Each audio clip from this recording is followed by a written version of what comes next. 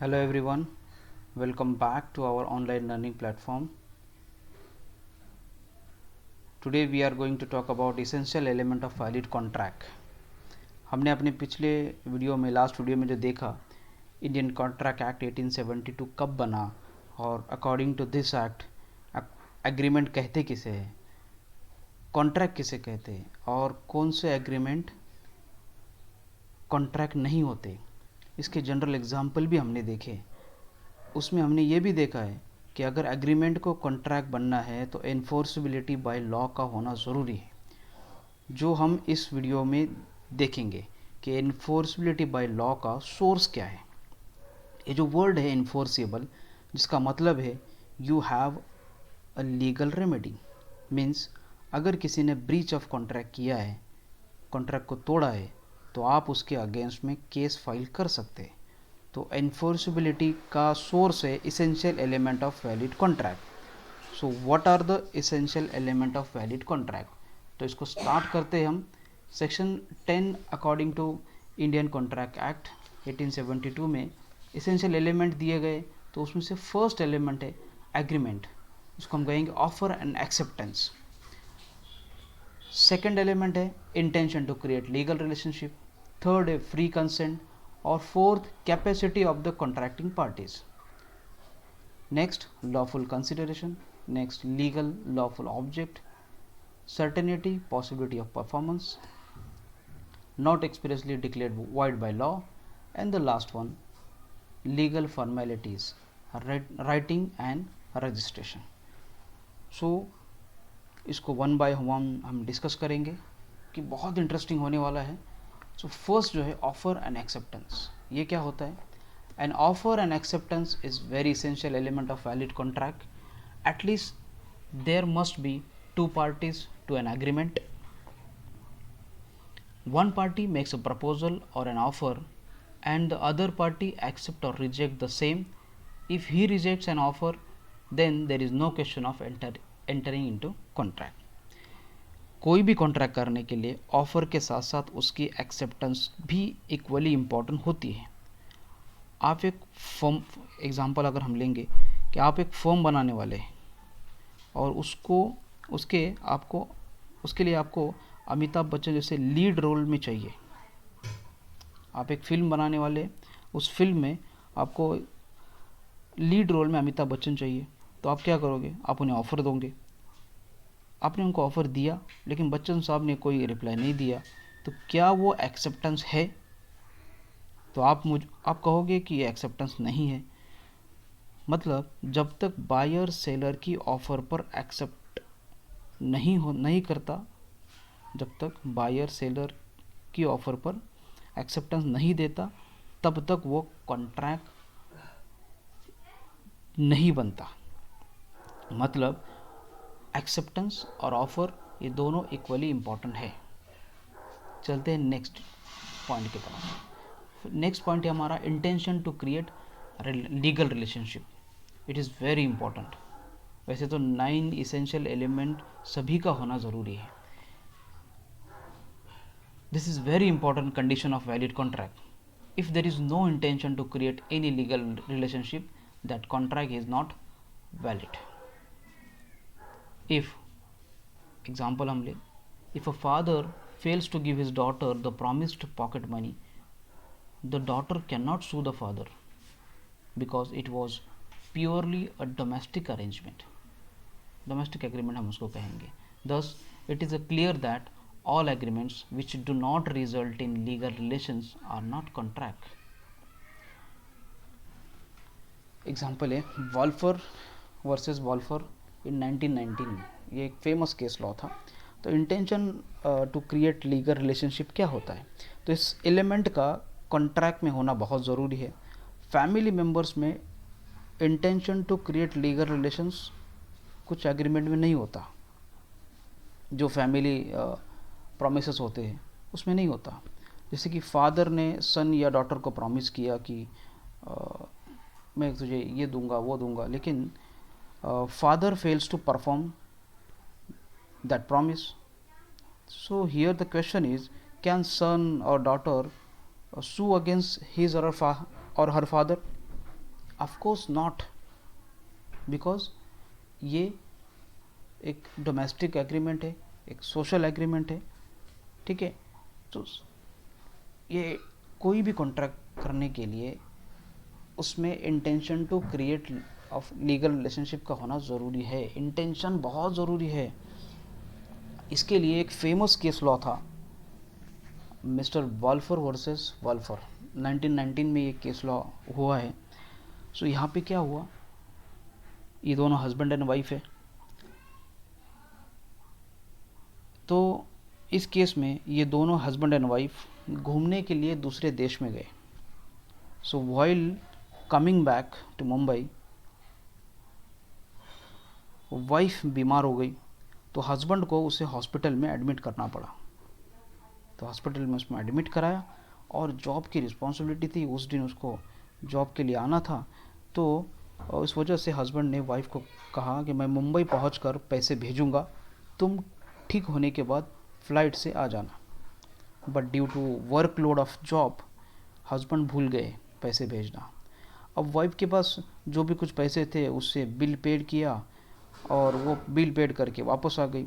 तो आने के बाद मिसेस बालफेयर जो वाइफ है, उन्होंने केस फाइल कर दिया हस्बैंड के अगेंस्ट में कि मुझे वो पैसा जो आपने कमिट किया था, जो आपने प्रॉमिस दिया था, वो चाहिए। बट कोर्ट ने कहा कि इसमें कोई लीगल रिलेशन का इंटेंशन नहीं है, और हर हस्बैंड और वाइफ का ये एक जनरल ऑफर है। हस्बैंड ने जो वाइफ को दिया था ये एक जनरल ऑफर है। सो कॉन्ट्रैक्ट के लिए इंटेंशन का होना बहुत ज़रूरी है। एक पॉइंट मैं इसमें नोट करना चाहूँगा कि बायर और सेलर, डेटर और क्रेडिटर, इनके बीच हमेशा इंटेंशन होता ही है। आप नोट करिए इसको, सेलर और बायर, डेटर और क्रेडिटर, ये कमर्शियल ट्रांजैक्शन है, और कमर्शियल ट्रांजैक्शन में हमेशा इंटेंशन होता है। ओके। थर्ड है इसेंशियल एलिमेंट्स, फ्री कंसेंट। ये क्या होता है? It is agree upon the same thing in the same sense. For the purpose of creating a valid contract the consent of the parties, consent to the agreement must be free. Consent voluntary भी होती है और involuntary भी होती है, but जब वो voluntary होगी तब भी फ्री कंसेंट होगा। जैसे यह एक एग्जाम्पल है, the consent is said to be free when it is not caused by. हम उस कॉन्ट्रैक्ट को फ्री कंसेंट कब कहेंगे? जब ये चीज़ें उसमें नहीं होगी। कौन सी? ये फर्स्ट है कॉर्शन, इसको सेक्शन 15 में एक्सप्लेन, इसको हम वन बाय वन आगे देखने वाले हैं। सेकेंड है अनड्यू इन्फ्लुएंस, जो सेक्शन 16 है। थर्ड है फ्रॉड, सेक्शन 17, मिस रिप्रेजेंटेशन और मिस्टेक। ये 5 जब वहाँ पे नहीं होगा, ये 5 चीज़ें जब नहीं होंगी, तो उस कॉन्ट्रैक्ट को हम कहेंगे कि यहाँ पे फ्री कंसेंट है। जैसे इसको समझने के लिए हम कॉर्शन का एग्जांपल लेते हैं कि जैसे आपने मुझे ऑफ़र दिया कि आप अपनी कार मुझे सेल करोगे, और अगर मैंने बेचने से मना कर दिया, फिर आपने गन निकाली, मेरे सर पर लगाई और कहा कि कार बेचोगे, तो मैं बोलूँगा हाँ ज़रूर बेचूँगा। तो इस सिचुएशन में क्या मेरी कंसेंट कॉन्ट्रैक्ट के लिए फ्री है क्या? ऑफ कोर्स वॉलंटरी या फ्री नहीं है, तो ये कॉन्ट्रैक्ट वैलिड नहीं होगा। आप समझ रहे फ्री कंसेंट को? और ये जो 5 एलिमेंट है, 5 जो हमने फ्री कंसेंट में पॉइंट देखे हैं, coercion, undue influence, fraud, misrepresentation या मिस्टेक, अगर ये होगा कॉन्ट्रैक्ट में तो वो कॉन्ट्रैक्ट नहीं होता है, और वो कॉन्ट्रैक्ट फ्री कंसेंट, बिकॉज वो कॉन्ट्रैक्ट फ्री कंसेंट नहीं होता। तो जहाँ फ्री कंसेंट नहीं होगा वो contract according to law valid नहीं होता। ठीक है। जो नेक्स्ट एलिमेंट है capacity of the contracting parties, ये क्या है? Uh parties to valid contract must be competent, जो भी पार्टी उसमें इन्वॉल्व है कॉन्ट्रैक्ट में वो कॉम्पिटेंट होनी चाहिए. Every person is competent to contract must be major according to the law to which his subject, sound mind, not disqualified from contracting by any law to which he is subject. तो जो भी party contract कर रही है उसे competent होना, उसको हम लायक बोलेंगे, कॉम्पिटेंट होना ज़रूरी है. तो कॉन्ट्रैक्ट करने के लिए कौन कौन सी पार्टीज कॉम्पिटेंट होती है, उसके लायक होती है. तो ऐसे एक तो major, the person should be major, मतलब he must be completed his age of 18 years. Then second is sound mind, और third है not disqualified by law. Contract करने के लिए जो लॉ ने जिसको डिस्क्वालीफाइड नहीं किया है ऐसा पर्सन ही कॉन्ट्रैक्ट कर सकता है, वही इसके लिए कॉम्पिटेंट हो सकता है. तो कौन है जो कॉम्पिटेंट नहीं होता, उसको भी हम डिटेल में आगे देखेंगे. तो मैं चलते चलते इसको एक्सप्लेन कर देता हूँ शॉर्ट में. सो कौन नहीं होता कॉम्पिटेंट, एक तो माइनर जिसका 18 साल पूरे नहीं है, बिलो 18 ईयर्स. सेकंड है अनसाउंड माइंड, जैसे इडियट पर्सन है, ल्यूनेटिक है, ड्रंकन पर्सन है ड्यूरिंग अ कॉन्ट्रैक्ट, तो ये नहीं होते कॉम्पिटेंट. और थर्ड है डिस्क्वालीफाइड बाय लॉ, कि जिसको लॉ ने डिस्क्वालीफाइड किया. ऐसे कौन है, इंसॉल्वेंट पर्सन है, कन्विक्टेड पर्सन है. तो आने वाली इस वीडियोज़ में हम इस एलिमेंट पे पूरा एक वीडियो आप देख सकोगे. तो हमने क्या सीखा, कॉन्ट्रैक्ट वैलिड होने के लिए पार्टीज़ की कैपेसिटी होना चाहिए. Next, lawful consideration. So lawful consideration is really an essence of a bargain. This agreement is enforceable legally only when both the parties to it give something and receive something in return. जो हमें return में बदले में मिलता है उसे कहते हैं कंसिडरेशन. फॉर एग्जांपल, हमने मूवीज़ की टिकट खरीदी और ख़रीद कर मूवी देखी, तो जो मूवी का एक्सपीरियंस हमने लिया वो हमारा कंसिडरेशन है. और जो थिएटर का ओनर है जिसने टिकट का पैसा लिया वो उसका कंसिडरेशन है. तो कॉन्ट्रैक्ट करने के बदले में जो भी हमें मिलता है उसे कहते हैं कंसिडरेशन. बट ये कंसिडरेशन लॉफुल होना चाहिए. जैसे अगर कोई ड्रग्स खरीद रहा है और पैसे दे रहा है तो ये अनलॉफुल कंसिडरेशन है. तो कॉन्ट्रैक्ट होने के लिए lawful consideration must be there. और कंसिडरेशन कहते किसको, to give something and receive something in return. Okay, next, legal या फिर lawful object. ये क्या होता है, the object of the agreement must be essentially be legal. The agreement to be contract into must relate to things which must not be contrary to the provision of any law in existence. For example, two person cannot enter into an agreement to do a criminal act. Must not be illegal or immoral or opposed to public policy, or must not imply injury to the person or the property of another. जिस purpose के लिए contract किया गया है वो purpose lawful होना चाहिए. दो पर्सन कॉन्ट्रैक्ट कर रहे किसी को मारने का, तो ये लॉफुल ऑब्जेक्ट नहीं है. फॉर एग्जांपल, दो लोग फ्रॉड कर रहे, उसका कॉन्ट्रैक्ट कर रहे, फ्रॉड करने का कॉन्ट्रैक्ट कर रहे, तो किसी थर्ड पार्टी को फंसाने के लिए कंपनी में दो लोग कंपनी के अंदर किसी थर्ड पार्टी को फंसाने का कॉन्ट्रैक्ट कर रहे, तो पर्पस अनलॉफुल है. तो जो भी कॉन्ट्रैक्ट करने के लिए ऑब्जेक्ट होगा वो इलीगल या इमोरल या पब्लिक पॉलिसी के अगेंस्ट में या किसी के प्रॉपर्टी को नुकसान पहुंचाने के लिए नहीं होना चाहिए. अगर अनलॉफुल है तो कॉन्ट्रैक्ट वैलिड नहीं होगा. ठीक है. नेक्स्ट है certainty, possibility of performance. Section 29 of Indian contract act कहता है कि agreements the meaning of which is not certain or capable of being made certain are void. Suppose Mr. R is agreed to sell to Mr. Y a few bags of rice. there is nothing whatever to show what types, what quantity and quality of rice.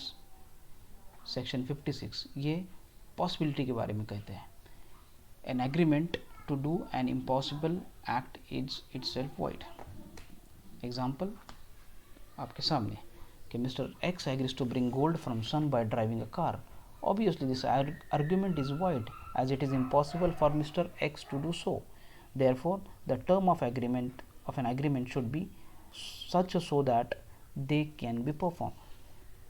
इस element में दो point है, एक section 29 है, एक section 56 है. Section 29 दिखाता है सर्टेनिटी के बारे में, तो हम सबसे पहले सर्टेनिटी को देखेंगे.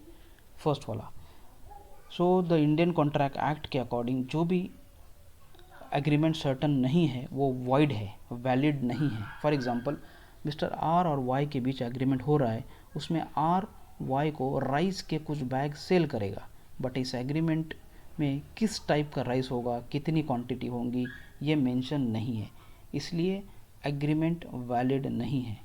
सो certainty must be there in agreement. अब सेकंड देखेंगे, सेक्शन 56 के बारे में. ये पॉसिबिलिटी दिखाती है.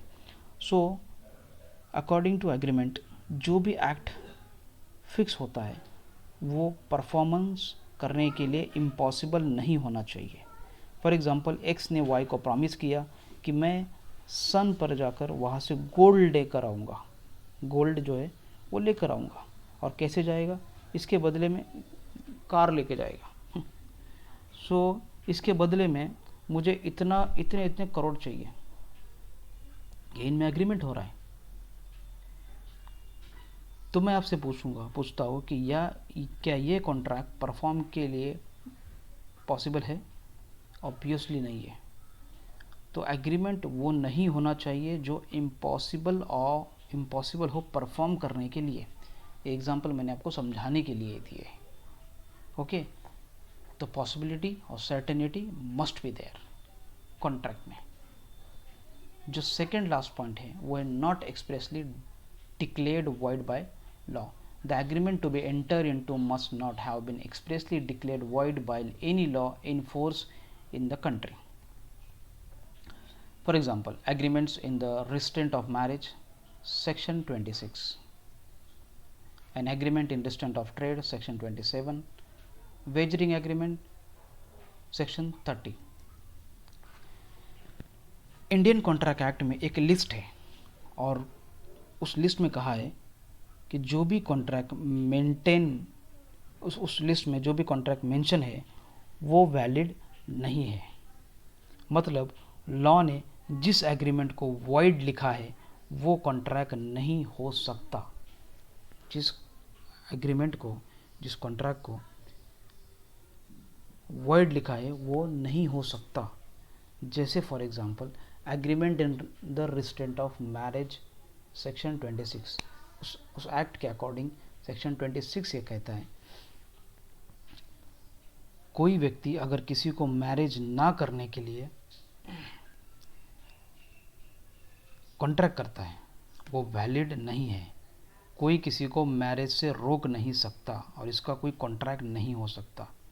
हाँ, इसमें कुछ एक्सेप्शंस है, उसको हम डिटेल में बाद में पढ़ेंगे. और सेक्शन 26 में एग्रीमेंट जो है वो रिस्ट्रेंट ऑफ ट्रेड के बारे में. ऐसा कोई एग्रीमेंट कॉन्ट्रैक्ट नहीं हो सकता क्योंकि इसको लिस्ट में मेंशन किया है कि ऐसा नहीं करना चाहिए. तो किसी को ये क्या कहता है कि किसी को बिजनेस करने से रोक नहीं सकते. तो किसी व्यक्ति से आप एग्रीमेंट ऐसा कर रहे हैं कि जिससे हम किसी तीसरे व्यक्ति को ट्रेड करने से रोकें. दो व्यक्ति एग्रीमेंट कर रहे हैं कि हम तीसरे व्यक्ति को ऐसा ये बिजनेस करने नहीं देंगे, तो ऐसा एग्रीमेंट हो नहीं सकता उस दो व्यक्ति में. अगर हो रहा है तो वो ऑब्वियसली वॉइड है. तीसरा एग्जांपल है वेजरिंग एग्रीमेंट, सेक्शन 30. ये क्या है, ये आपको पता है कि वेजरिंग मीन्स बेटिंग, शर्त लगाते हैं ना, वेजरिंग.